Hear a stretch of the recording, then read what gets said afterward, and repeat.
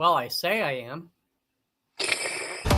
From every strand on the line of your reel, to the rods, to the anglers, to the lures on the end of your hook, let's talk about those big bass here on Co-Angler's Corner with your hosts, Rob Welch and John Stoudinger. Good evening, everybody. I'm John. Rob is in parts unknown in southern Louisiana, so we're not exactly sure where, but he won't be on tonight. I'm going to take the reins and try to multitask, doing his job and mine. But I want to introduce to you tonight Jake Lawrence. He's a well-known angler, gained success in tournament bass fishing, mainly the Toyota Series, BFL, demonstrated consistent performance on Kentucky Lake and other prominent tournament locations. He's also known for his deep water fishing skills and electronics. I'd like to bring on Jake and talk to him a little bit about his career and find out what makes him tick. Good evening, sir. Hey, how are you? Thanks for having me. Hey, not too bad. Thank you, sir. Appreciate you coming on. So if you don't mind, we'd like to start this off with you talking about a little bit about yourself, how you got started in the fishing and then in the tournament fishing. Absolutely. So that's all honestly kind of one and the same. I was very, very fortunate and grew up into a very fluent fishing background. All of kind of the male, my male peers, so to speak, all fished and really gave me very ample opportunity to fish, out of the back of the boat at a very, very early age. And so, just as soon as I was old enough or allowed to fish tournaments, I was doing so. And again, there at in Union City, where I was born and raised, very close to Reelfoot, we had a junior bass club, had a very strong adult bass club, Reelfoot Lake Bass Club there in Union City. And because of that strong, all the adults, of course, had kids and we were very, very much into it. And so, again, this was, prior to the high school and kind of middle school, college, expansion, so to speak. And very, very cool experience. I guess it was about 9 or 10 years old when they would let us get in. And so we kind of got our feet wet there earlier than most at that point. Awesome. But, again, it just continued to evolve from there. From the junior, we got into, of course, buddy tournaments and obviously, into the college fishing scene there at Bethel University on kind of the leading edge. And so very, very fun all the way through. Yeah, Bethel's a very well-known college for producing professional anglers. Absolutely. There's so many factors. I get asked that, quite a bit. What makes Bethel what it is, and of course the recruiting is important. Who you have coming in, but really the lake here, with Kentucky Lake being 30-ish minutes from campus, it's such a diverse fishery, and it offers so many different ways to catch them. And I really think it helps to develop and kind of build you as an angler. There's so many lakes that I fished even this year that it's a really fun lake. There's a big population of fish, but there's generally like 1 or 2, maybe 3 or 4 set kind of patterns or ways to fish, and they really don't do much else there. So again, Kentucky Lake's a very, very cool lake in the sense of how diverse it is. Yeah, I well, back when you were probably a little kid, I was stationed at Fort Campbell, Kentucky. Absolutely. And I never got the chance to go out, but I always wanted to hit that in Barkley, and yes, but life took me other ways. I understand. I tell you, that Fort Campbell. It's amazing every time I drive through Clarksville, just how big that area is getting, how quickly it's growing. Yeah, the one funny story is I had an MP come up to our barracks, and we were drinking, and he goes, "Hey, you're not supposed to be drinking." I'm like, "What are you talking about?" He goes, "You're in dry part of town." I'm like, "What?" Absolutely. And me being from New York, and I just came back from Germany, and I'm like, "What are you talking about, dry part?" It was, again, I think some of that is maybe resolved a little bit, but it's Yeah. interesting. Certain places we can, and certain we couldn't, and so Yep. again, it's all kind of part of the history there. Yeah, it is. But no, he was just busting my chops, Yep. but that's all right. So, you said you were a guide before you became Uh-huh. full time. Absolutely, Yep. absolutely. Yeah. So my guiding experience again, I certainly did a lot of trips. What I would call catching or fishing trips, but really the majority of my business revolved around electronics and whether it be troubleshooting an issue with a customer or even just simply going out and getting those current electronics that you have set up to the best of their ability. And again, whatever your target species is, we'll learn as much as we can in that day, about that species and kind of what they look like, how they act, what they do, that sort of thing. Yeah, I have a couple friends up here who specialize in electronics, and that's Hmm. basically all they do is they take people out and show them how to use it, set it up, and make a living doing it. Yep. So, kind of a cool, a little bit of a background here. And look, I don't, this is only based on my experience. So I hate to say anyone is the first at doing anything because there's usually somebody else. Right. But Ben Parker was a big mentor of mine, very early in my career and really, at a young age. And he was really the first that I know of to do these electronic strips like this, where we're actually going in your boat. Of course, we're talking 2007, 8, 9 ish is probably when he started here, and we were just learning side imaging, down imaging, and again, a lot of people were still learning 2D sonar. So, it's cool. That's really what my business started on, and his as well. Again, he kind of passed that torch down to me, and it's quickly evolved into so much more with 360 and of course the forward facing it, all the new kind of advancements or technologies. It's certainly keeping us busy as far as keeping everybody and myself up to date on all of it as quick as it's changing. Yeah, it's not just changing, but the leagues are changing, and it to me it's interesting that you have three major leagues. You have the MLF, the BASS, and the MPFL, and they all went different directions with it. Yeah. I wish I could say that was surprising. I can see that, strategically from a business standpoint, Yes. there is going to be one direction here that the consumer or the viewer rather, is probably going to lean to. I say that we none of us know yet, but I can very easily see why they would kind of pick their corner and let's try to defend it and make the most of it, so to speak. Oh, I can see that as well, and it's smart for each one of them. They don't want In their own way. Correct. Yeah, Correct. yes, they don't want to upset the anglers that are currently there, and make the ones who aren't adapt to it. So Yeah, I guess my biggest takeaway or I don't want to say fear, but something that I've seen here in recent months that I honestly never expected to see in the outdoor community or the fishing, industry, the fishing world, so to speak, is really this division amongst ourselves. And right. we've all outdoorsmen and women alike, we all have this commonality. It's really interesting. We can come from all different walks of life, histories and past and from all different geographical locations, but with this one common passion or love for something, we can all come together and quite honestly, we all generally get along and have the same general kind of outlooks, short and long term. But we've really kind of ran into a bit of a snag here, and I guess Oh, I think I lost him. All right. Well, while Jake gets back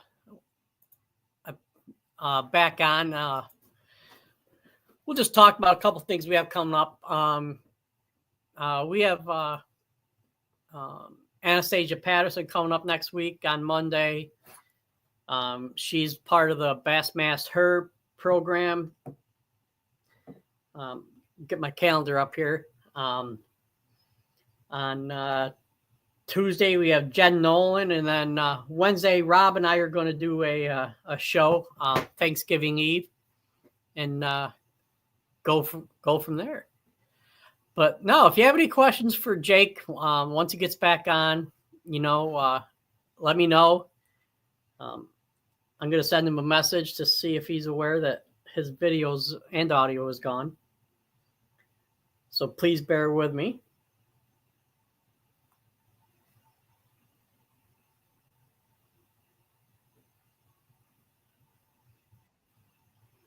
All right. All right. Sorry about that. I do apologize. Oh, you're fine. You're fine. You're fine. What happened there? Don't know. All right.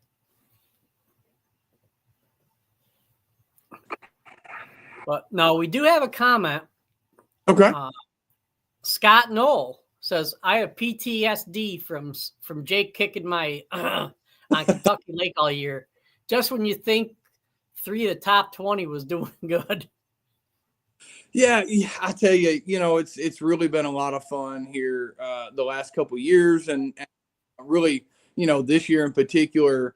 I don't know it, and we hear about this, and I've certainly read and heard about it all my life of, kind of getting in this bubble, and it's your confidence level somehow plays a key factor in getting or creating a bite, and I can't explain it. I don't know how to replicate it or stay in this kind of zone, so to speak. But I'm fishing really comfortably, confident, and it just seems like every decision is the right decision.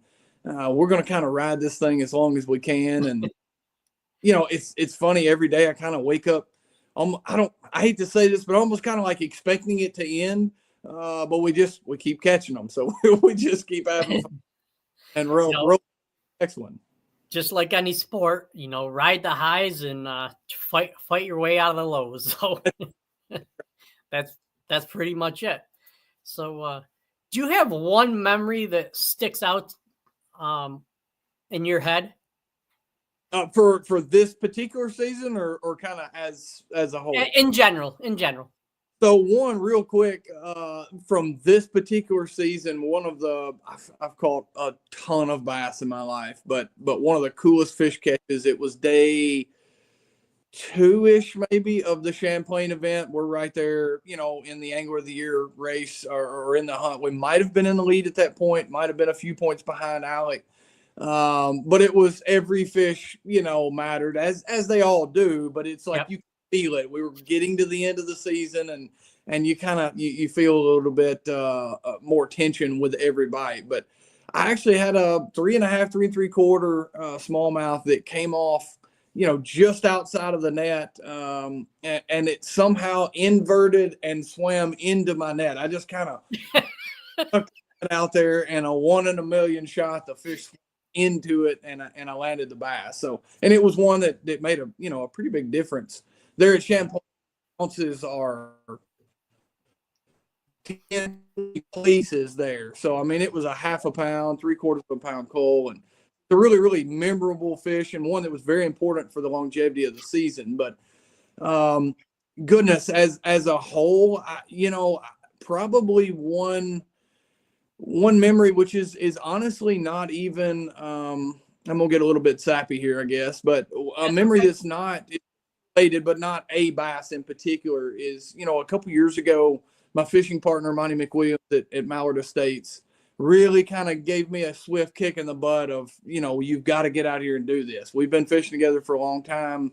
And I don't want to say that it wasn't like confidence in myself, but again, I had a very, healthy book of business on the guiding side. And obviously, as we all know, this is not a guarantee. And so it was hard for me to take that leap of faith, so to speak. And I cannot thank, Monty and really the whole Boat Shed crew, everybody there, and so many others that have encouraged me, to take this step. And I encourage anyone that, has a dream or a goal in mind, do the prep work, do the stuff behind the scenes that none of us really talk about, and make sure, kind of put your ducks in a row, so to speak, but take that chance. I mean, I oftentimes, and Monty and I think, talk about it all the time. I think about it quite frequently of, had we not had that conversation sitting on his back porch there at Pickwick, where would we be today? We would probably be getting ready for another guide trip tomorrow, I'm sure.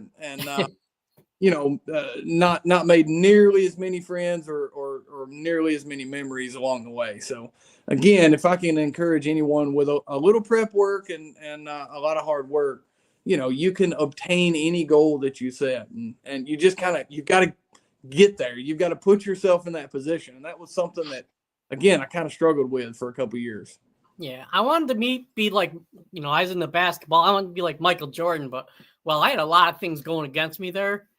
But no, I agree with dreams, Again, within reality, there's yeah, and it's funny because I'm 5.5 foot, and people are like, you could be anything you want. I say, well, I can't be 7'6".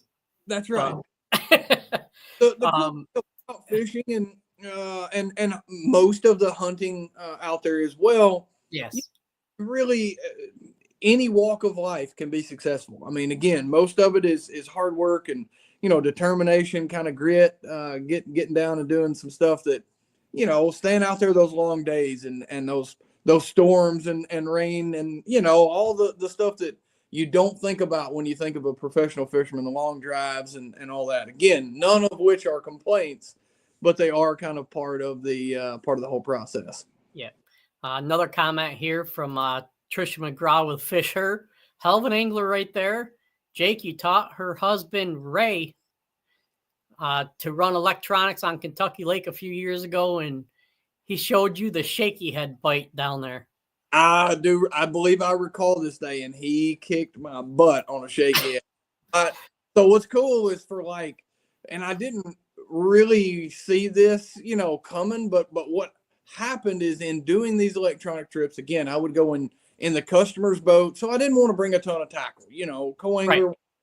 I brought a Bass Mafia money bag full of whatever tackle that I felt like, was needed for that particular day, and usually 4-ish rods. And so it was kind of cool training myself to be confined to this little bitty bag and make it happen. I mean, I've got somebody there, it's crunch time. Somebody's kind of looking over my shoulder the whole time, and you've got to make something happen there. So, but I do recall that day, if I'm not mistaken, I did not have one, and he wouldn't give me one until he was well ahead. He wanted to make sure he could catch a few more than I did, which was all fine and good. We had good. Well, Tricia, she fishes the shaky head a lot.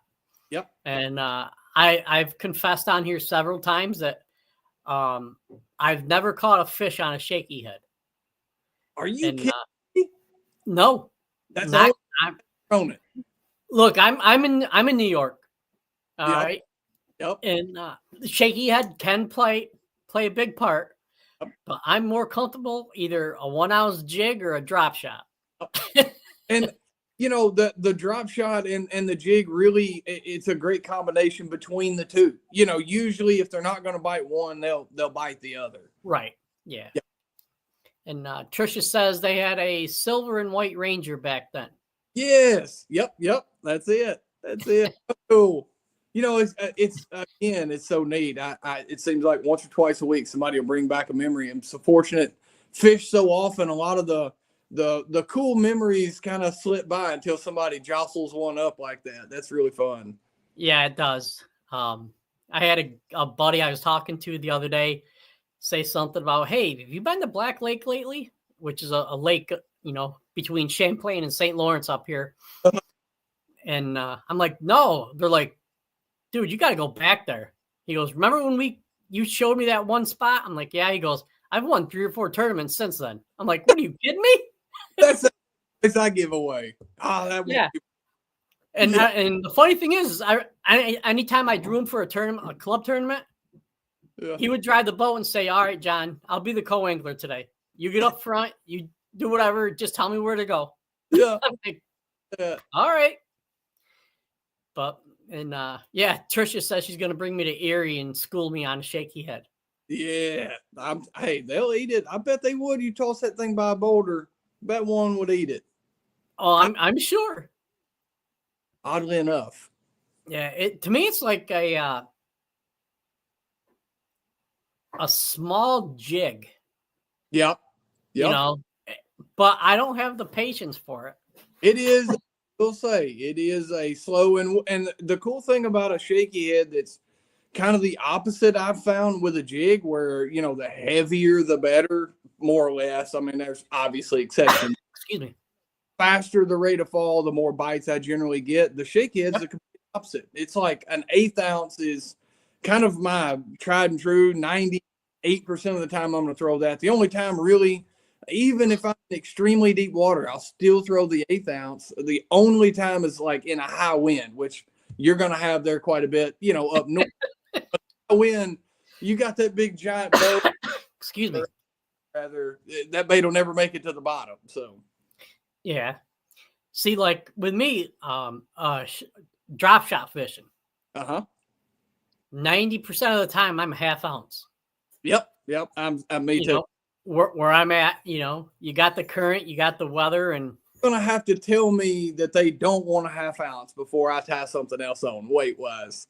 Yes, and I've been with some professional anglers up here, and they're throwing 1/4 and 3/8. And I'm like, no, go up to 1/2. They don't care.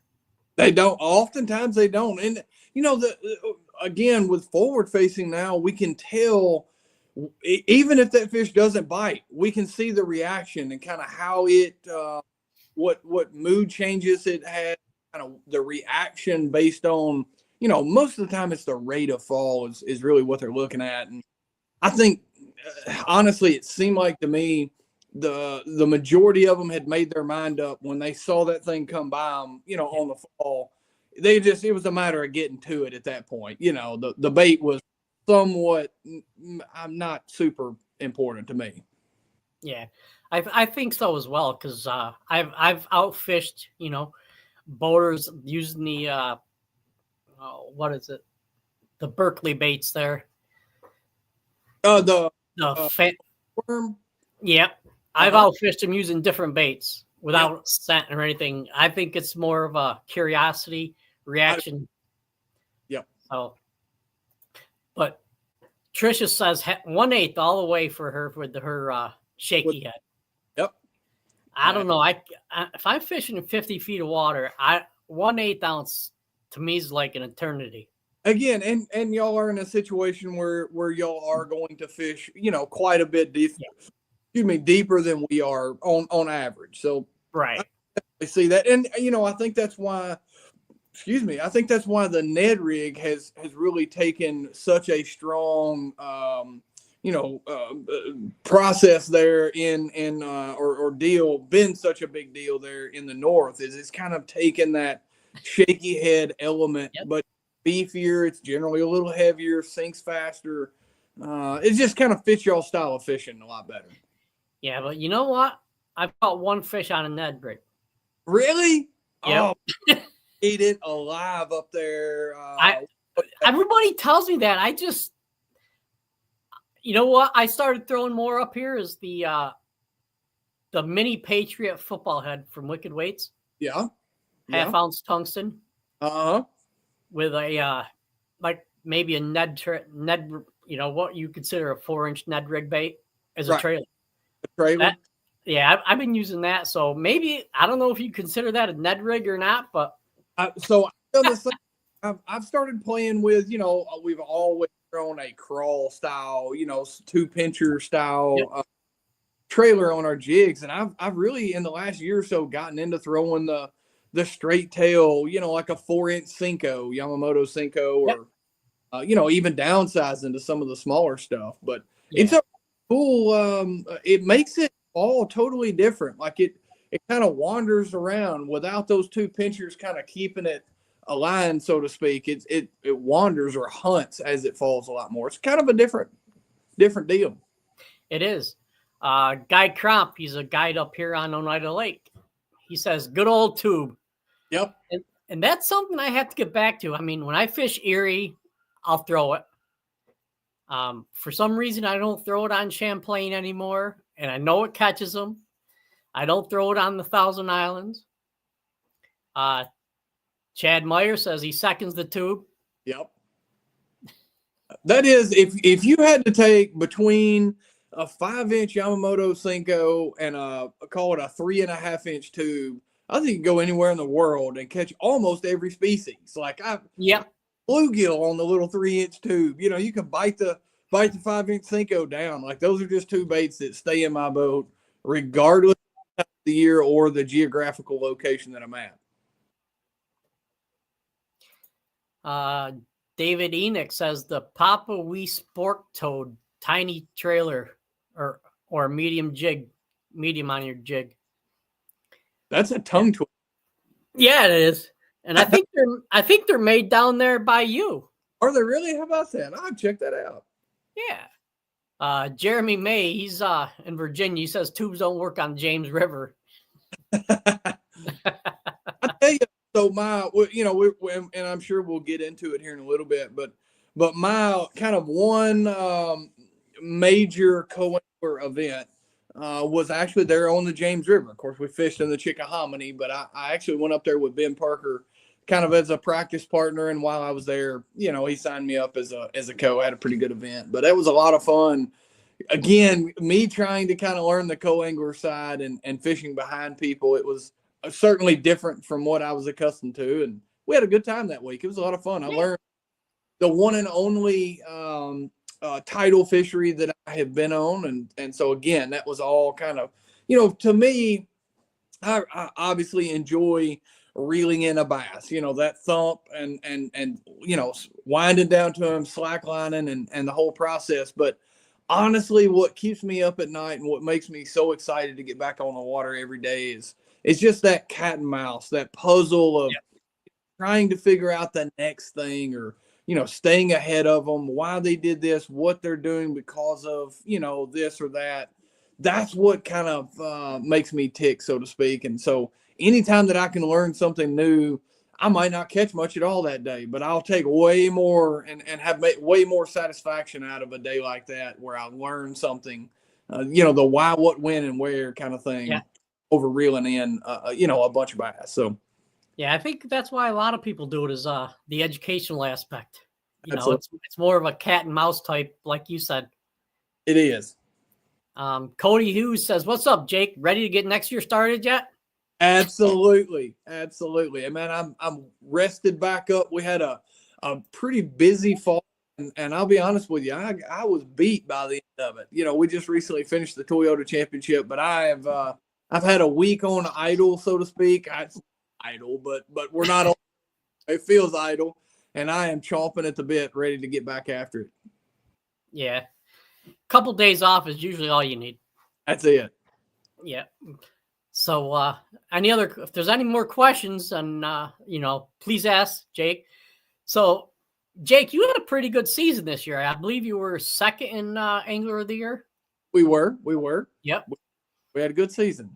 Yeah. Second, say that we were second. So what's really cool is we were finished just short there on the invitational side, but we were able to win Angler of the Year in the Plains division in the Toyotas. So that was kind of have to suffice for the year, so to speak. We obviously wanted the invitational AOI there, the ROI that would come with that. But Alec and I couldn't ask for a better group. Really the whole field last year, or this past season rather, on the invitationals was a really special group in itself. We're all fierce competitors, but it was a really cool family atmosphere. We were all there to help. And, anytime we were all making long runs, everybody would make sure and swap phone numbers, make sure everybody could communicate. If we had, a man down, somebody was going to be there. And it was just a kind of a special thing to have that. Oftentimes it's egos kind of get caught up in things, and we maybe don't put what's most important kind of at the top, and that really wasn't the case this year. Alec and Drew, there were so many, Walker, Miller, the whole clan.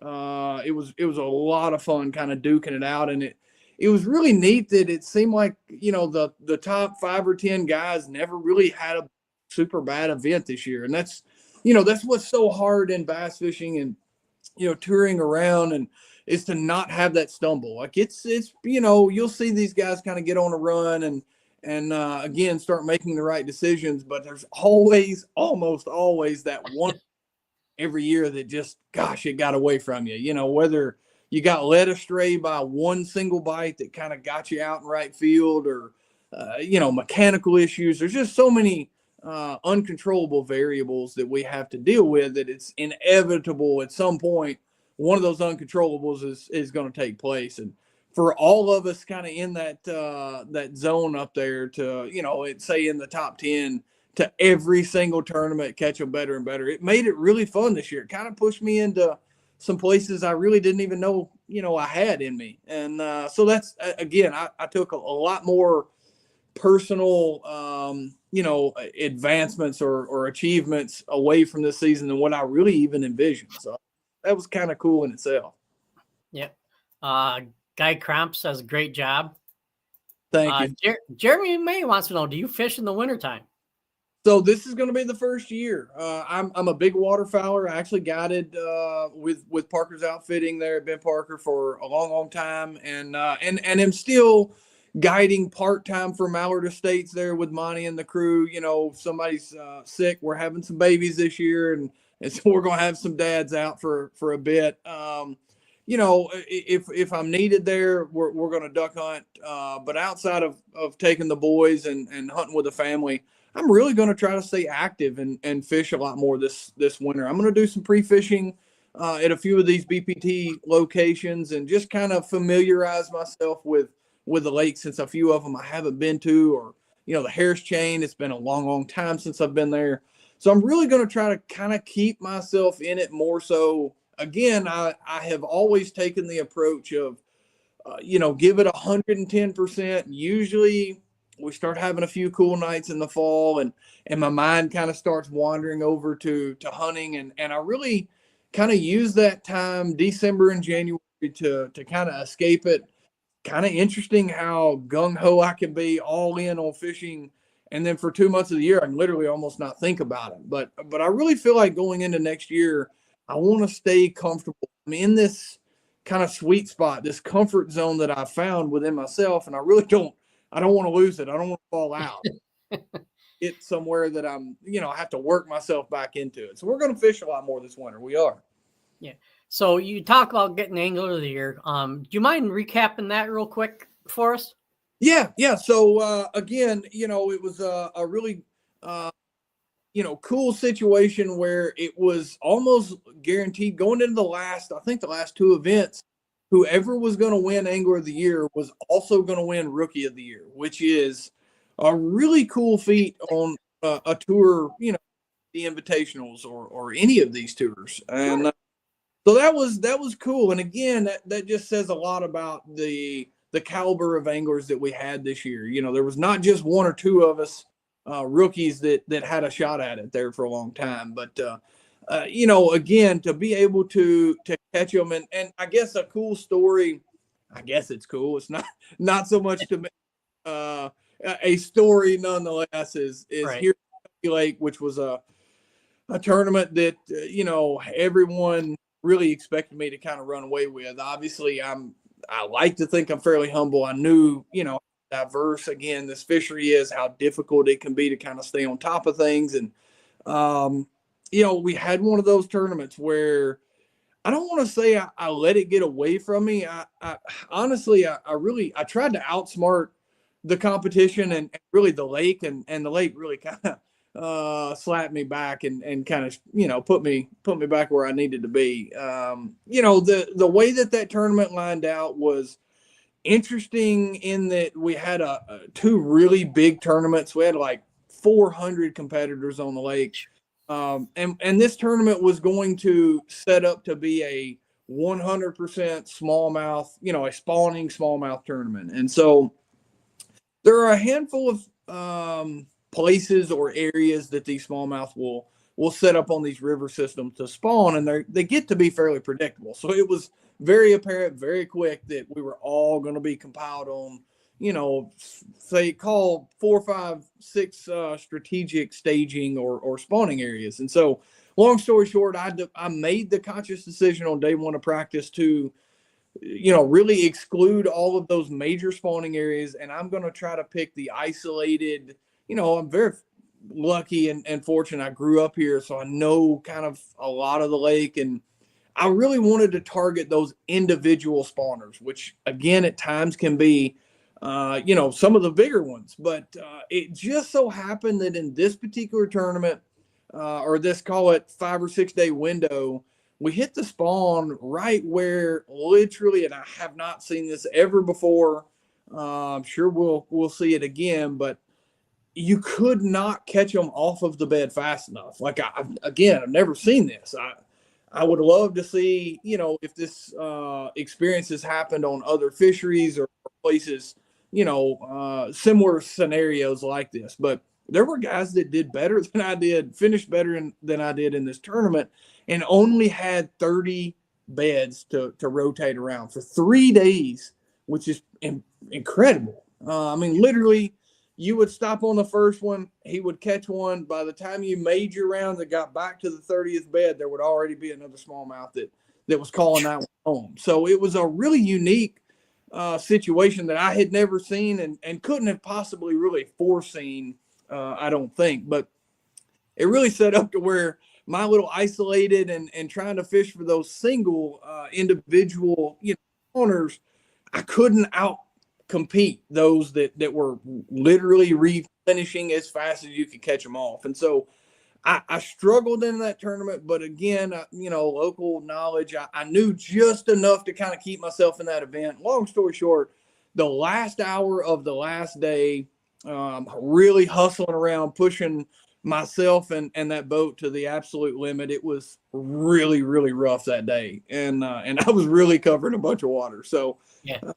I'll never forget, just south of Ken Lake, I ran from the east side of the river to the west, which is a mile across or so, hopped up on the front deck, threw the trolling motor in the water, and there was one sitting there on a bed. And I always checked my drag on my spinning reels, but I didn't check this time. Made my cast, and she was so hot, defensive, that she met my bait, swimming away from myself. And so when she hit it, my drag was tight. Started a big chaotic mess, her jumping, going nuts, and it was a really big smallmouth. And I ended up losing that fish, went maybe 30 yards more.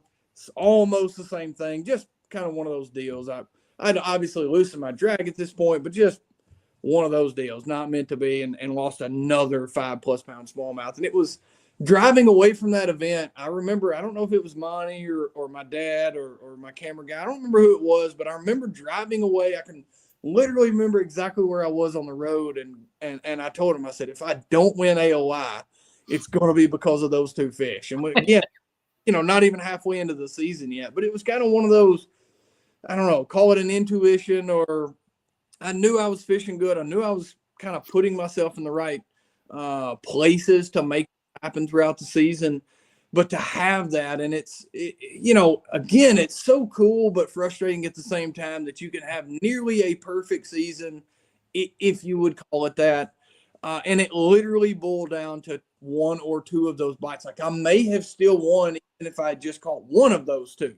And again, almost everyone in that finishes second in an AOI could probably tell you stories like that. But it's just, throughout your season, wherever you finish, you can't really look back and say it was that fish. This moment is what caused it. And what was really cool about that is, like, I called it when it happened. Like, I kind of knew, it's like, we're going to have to do something, extraordinarily, special to overcome those two. So, sure. But all that being said, I think, that was a 24th or 5th, 6th place finish. Don't hold me to it, but it was like a mid-20s finish. So for that to be my worst event of the season, right here at home, not surprising. That's usually what happens. But for a 25th place finish to be my worst, and to not win Angler of the Year is just, again, says a lot about the guys that I was fishing against. That's true. Yeah, and that I know some people call it the home field disadvantage, but it really can. I did, and I learned probably more from that event, took more away from that event outside of the fishing. We're not talking like what the fish did, patterns and baits, that sort of thing, just between my ears, and how to handle the pressure. And, I artificially, generated more pressure on myself prior to that event than what I should have, just kind of listening to, everybody talk, and everybody was super excited. And obviously I'd been sitting here for 10 months looking at my chart, the schedule, waiting for this week to come. And again, I don't regret any of the decisions that I made. I feel like if I had to go back and do it again, I would still make the same decision. I would still be wrong if we fell in that 5, 6, 7 day window where they're going to replenish. But what are the odds of that? It's a small little window. I really feel comfortable with the decisions I made. They just didn't go in my direction. So I'm okay with it. I'm not upset. It's just, again, I take more away from how to handle that pressure and what to do with it, how to kind of channel it or bottle it up and kind of throw it away for a little bit and just kind of go fishing. I mean, that's how many days have we put the boat in the water, whether it be practice or just out fun fishing with a friend or family member. And it just seems so easy. It just kind of comes naturally. You're having a good time. There's no pressure there. The very next day we get in an event, whether it be a jackpot or, just a little local deal with 20 boats for a couple $100. All of a sudden now everything's tense. Everything's hard. Nothing's going right. We can't cast good. It's all, a lot of that is, and I can't explain it all, but a lot of it is generated or created, between our ears. And it's easy to let that kind of get away from you quickly if we relax and just kind of have fun. John Cox is one that I learned that from, just talking to him.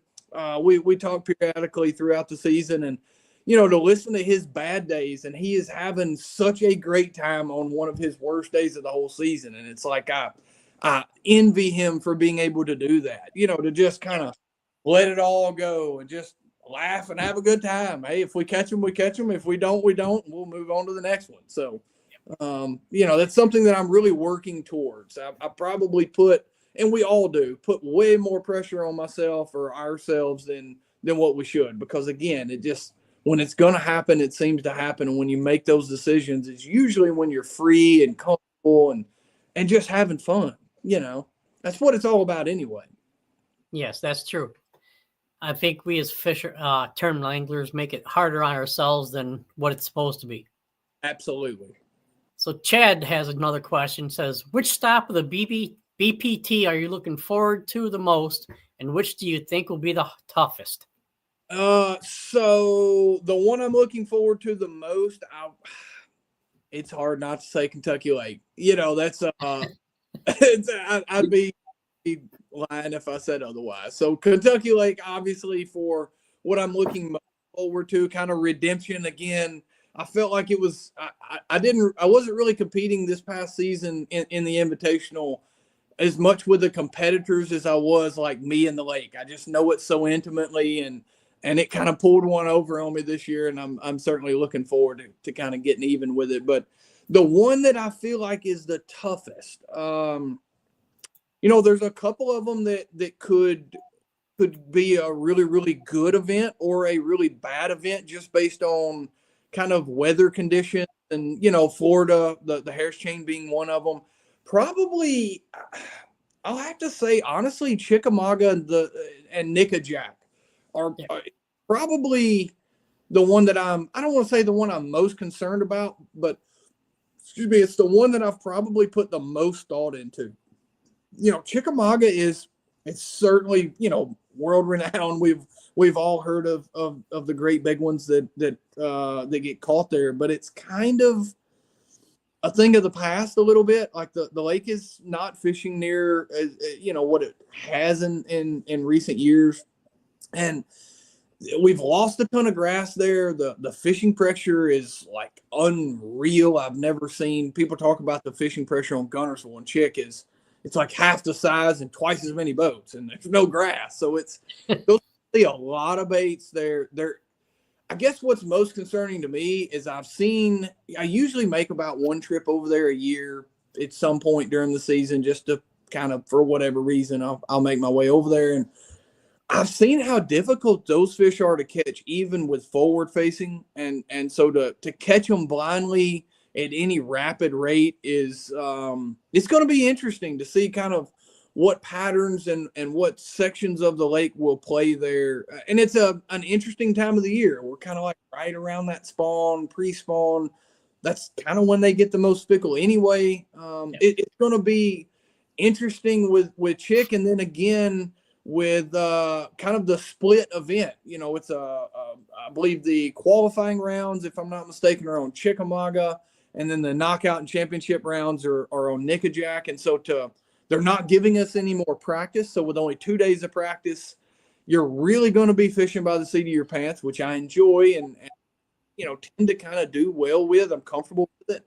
But it's one that could really kind of go any direction. And I'm looking forward to that. I don't feel this way when it's happening, but looking back, the tournaments that seem to be like the most pressure, or not necessarily the most pressure, but the ones that are kind of that way where you really don't have a set game plan and you're just kind of having to roll with it, I tend to do kind of well with it. You're obviously super uncomfortable, and kind of the unknown, you know, going into it is certainly not what you like to have, you know, prior to a tournament, but I tend to kind of come out okay in them. So I am looking forward to it, but it is one that could kind of go any direction for most all of us, even the locals, you know, Michael Neal and Andy Morgan and those guys. It's one of those lakes that home field advantage could really play a big role, but it could hurt you. It could spin you out, you know, a bunch of different places you don't need to be. Yeah. James Harper says, do you have any new baits coming out next year? We are working on a few. I am really excited. I don't know. I've not been told like what I can say and what I can't. I don't want to get myself in trouble, but it's, you know, obviously, the jig-headed minnows and you know, Nico rigs, kind of your finesse applications have been kind of the main players in the last, you know, year or two in the tournament scene, and you'll see much more of that coming down the pipe. We've got some stuff.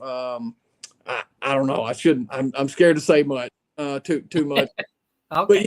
But yeah, be looking here in the next, hopefully in the next couple couple months. I am. And I probably can say this. They can smack me on the hand if they want. But I am really excited. I've got a minnow rod coming out through Dobbins. Still, obviously in the prototype stages. Although I'm really happy with the latest one, and I think that's the one that we're gonna kind of push through. So I've got to give Gary a call and kind of figure out where we'll put this in the lineup and that sort of thing. But I am really excited about the minnow rod and certainly look forward to kind of spilling the beans on that here very soon. All right. And Cody Hughes says, hopefully the house can come watch the Kentucky event. Absolutely. We can make that happen. Let's get that around. That will be a wrap when we go to catching them. All right. I do have a tough question for you. Huh? It's one that we ask every guest. What's your favorite homemade cookie? Homemade cookie? No, that is not a hard question at all. It doesn't even have to be homemade. As long as it's snickerdoodle, I'm eating it. No, the reason I asked that is my wife and I used to have a podcast, and that was her one question she used to ask everybody because she's a baker. So, yep, snickerdoodle all the way. Something weird about that. 1 week, you know, we do 3 shows a week. Mondays are women, Tuesdays co-anglers, Wednesdays are typically pro anglers. Yeah. And 1 week, every one of them had snickerdoodle. Telling you can't go wrong with snickerdoodle. They are exceptionally well in August after you put them inside one of your boxes there and kind of melted all together. It's just a goo. You just kind of have to scoop it out. Just kind of bear paw. Make a snowball. All with it. Yeah. All right. Well, we're almost done here. So, you know, we're coming on 50 minutes here. We like to give you 10, 15 minutes, 20 minutes, whatever you want to do. Take your time, talk about some of your sponsors, people who helped you get to where you're going or along the way. And so go ahead and take it away, sir. Absolutely. Again, you know, Mallard States and Monty, the whole crew. Again, I talk about Monty so much, but it is a true army there, and so many. This is it's so much fun. We call them a sponsor, but it's really it's family. They're all. I mean, I'm looking forward to eating Thanksgiving with some of them next week. It's really everybody. Whether they're a partner or not, even just everyone in the community here in Henry County, and I've got some exciting things in the works there with the tourism board here. Maybe sneak peek of a little tournament coming next year, and a lot of cool things. A lot of people kind of getting behind me here and pulling for me, and again, we can't do it without the guys Crispin and the guys there at GSM. Jack, it's been a lot of fun with it's been my dream, as well as I'm sure everyone listening, to be developing a bait or a series of baits for major retailers and manufacturers. And so I've had just as much fun. I hate to admit this, I've had just as much fun even with the frustrations of working on new baits and new rods as I do fishing tournaments. Like, that's just again, kind of the cat and mouse of, we think this is going to work, and then we get it back and it doesn't. And now we think this this tweak might help. And so the back and forth and the countless hours that we've all spent working together with Yamamoto and Buckeye, Bill Lewis, the whole crew, it's been a lot of fun this fall. And I look forward to a lot of new, cool, exciting things in the springtime with some acquisitions and some things happening there. So it's a lot of fun.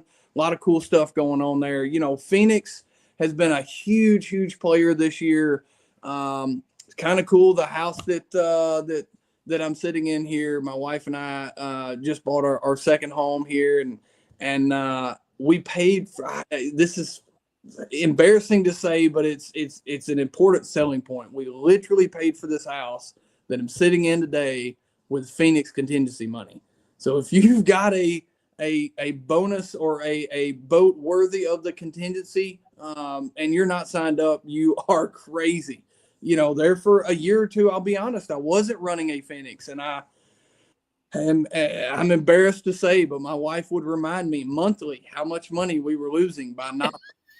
And so it didn't take me long to kind of listen to Mama on that, and Yep.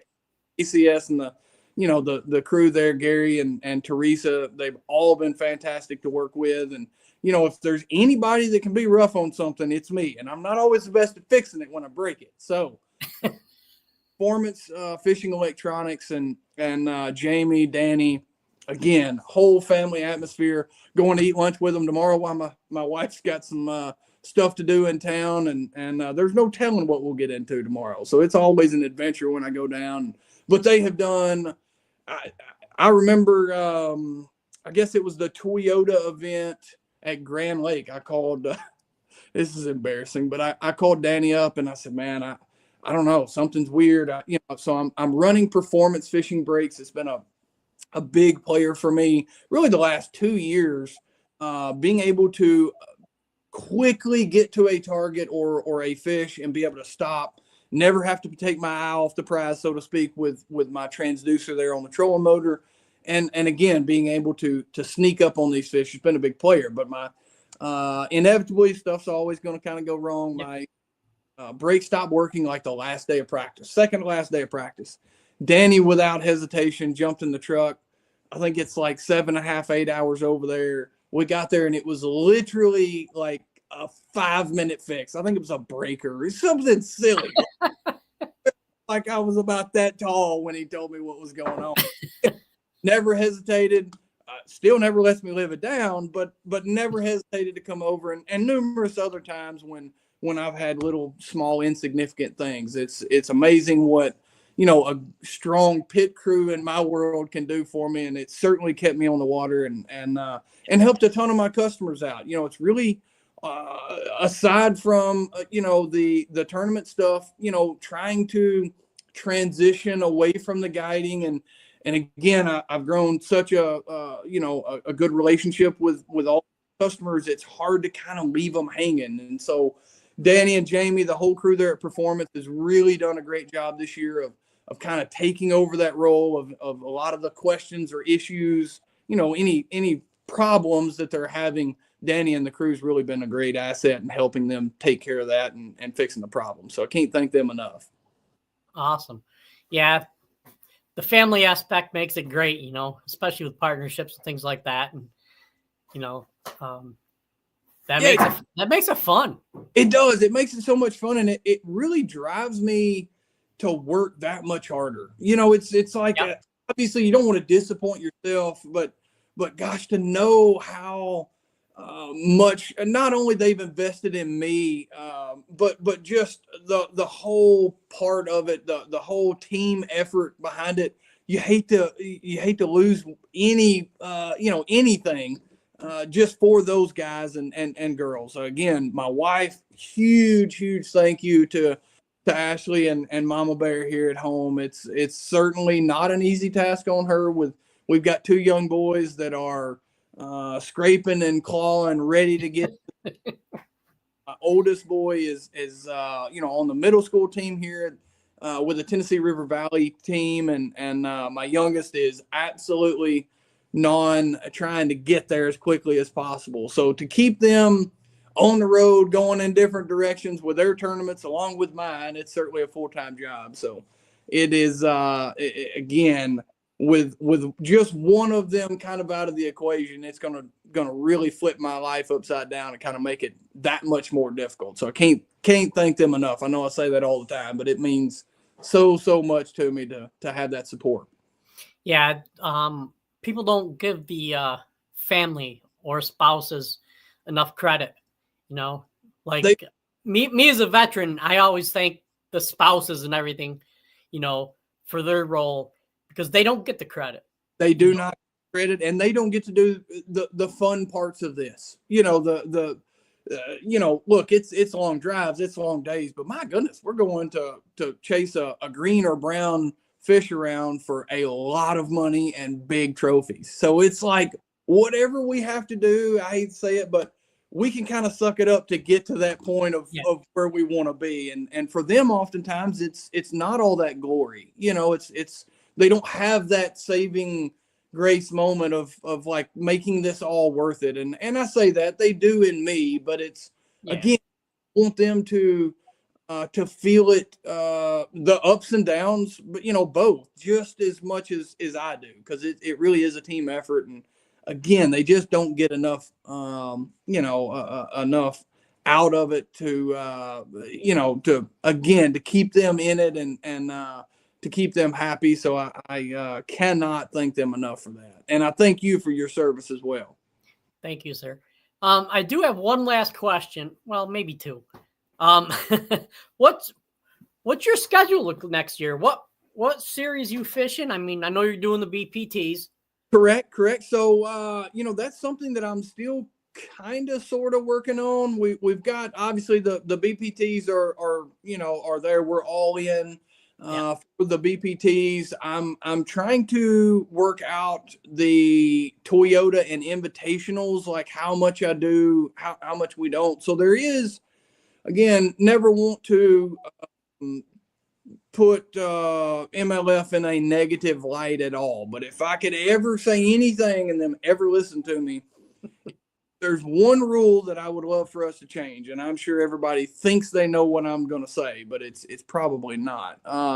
And that is from so just for anyone that may not know, the BPT anglers are allowed to drop back down and fish the invitational level, to kind of fill open, holes in our calendar and give us more opportunity, to promote our partners and to try to make a little extra money. So we're able to do that. But in doing that, we are directly affecting the Angler of the Year points for the invitational guys and women that are trying to qualify for the Bass Pro Tour. So as of right now, they're only taking 6 anglers from the invitationals, the top 6 in the Angler of the Year, to the Bass Pro Tour. And cannot say enough about Drew Gill.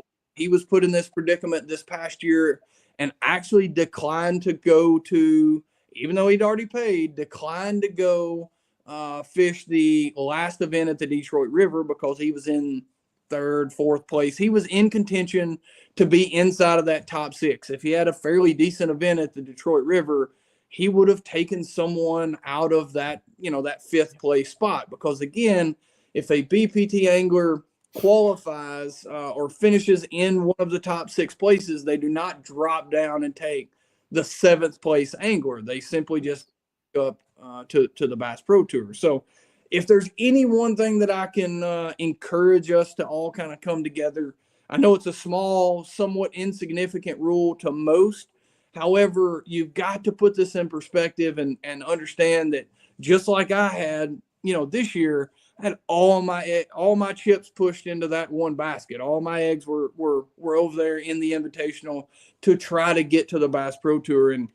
And for me to do all the things that I needed to do that year, and again, hey, you say, well, he just did better than you. Well, he did, and that's great. I'm happy for him. But at the same time, we're not trying to, to better ourselves into the next, the next league, which is again going to adversely or directly in a positive manner affect your partners and help all things, with that on the business side. So I don't think, let's just I'm certain I'm not going to fish all the invitationals just because I don't want to be put in that predicament of taking someone out of, position there. So I guess long story short, I'm going to try to figure out some combination between Toyotas and invitationals to kind of fill some of those slots. All right. Awesome. Well, Jake, I apologize. We kept you a little bit over an hour, and I'd love to have you back on again sometime. Maybe talk about your BPT experience next year. Absolutely. I really appreciate y'all having me. And hey, we appreciate it, man. Love to come on. All right. Well, thank you very much. You take care, and many successes to you and the family. Thank you. You as well. All right. You too. Take care, buddy. All right. Jake Lawrence, going to be a rookie on the BPT this year. Great angler, great man, family man. Didn't hold back.